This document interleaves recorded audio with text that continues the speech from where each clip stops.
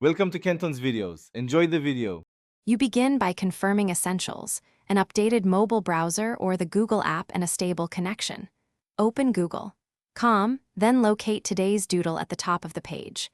Tap it immediately to load. If the interactive doodle doesn't appear, switch to desktop view or reload the page.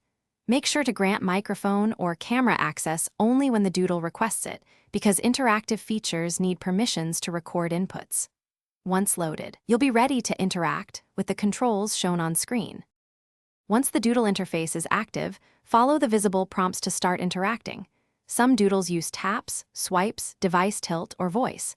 Use your finger for precise input and rotate the phone for landscape-only experiences.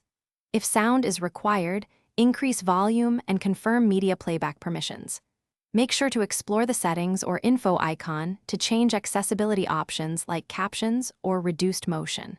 When you finish, use the built-in save or share buttons to export an image or link. This preserves your result or lets you send it. To finish, follow the final prompts and press end or share to complete the experience, then replay if you want another try. If the doodle won't load or respond slowly, clear your browser cache first, then update the app or try a different browser. These steps fix most compatibility issues.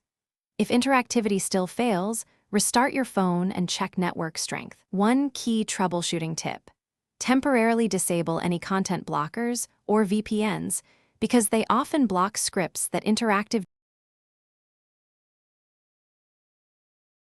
Thanks for watching. Consider subscribing if we helped you.